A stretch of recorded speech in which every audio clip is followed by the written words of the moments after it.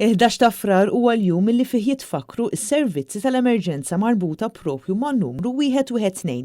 Sabiex ikun infakkar dan il-jum numru ta' uffiċjali tal-Pulizija, tal-Armata, tal-Protezzjoni Ċivili kif ukoll tal-Ambulanzi organizzaw sensiela ta' attivitajiet fejn wasslu informazzjoni lil diversi studenti li attendu l-iskola primarja ta' Ħażabbar. Dan sabiex it-tfal sa minn età żgħira jkunu jafu x'għandhom jagħmlu f'każ ta' emerġenza, bħalma spjegawna l-infermiera Rachel Borg u l-ispettur Rodien Bartolo Hayden. F'każ li jkun hemm bżonn anke minn età żgħira il-112 tista' iċċempel u titlob mal-ewwel għajnuna. U importanti li t-tfal ikunu jafu li minn sempliċi mobile mingħajr SIM card jew anke jekk m'għandhomx credit jistgħu jċemplu l-112 u jistgħu jitolbu l-għajnuna u aħna ovvjament nirrikorru għal li jkun hemm bżonn. Qegħdin nuru l-tfal ovvjament ikunu aware tan-number tal-emerġenza.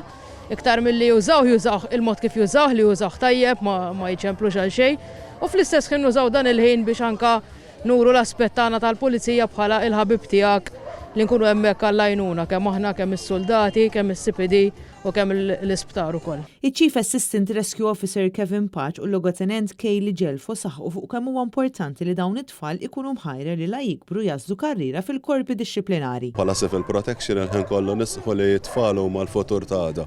U hekk ikunu qegħdin diġà jaraw jitħajru u jirabbu fihom dak in-namur anki biex anki l-qoddim ukoll ikonna iżjed nies li jitlu fil-korpi dixxiplinati. Huwa importanti li t-tfal ikunu jafu li aħna naħdmu mal-entitajiet l-oħra wkoll għax dan fl-aħħar mill-aħħar huwa teamwork mhux persuna taħdem waħedha biss.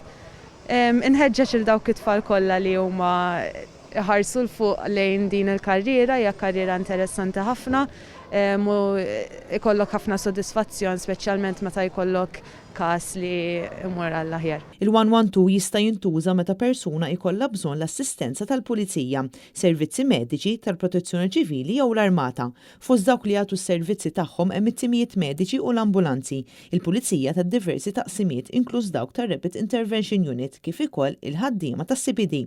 Fil-fatt matul is-sena li għaddiet daħlu aktar minn 340,000 telefonata.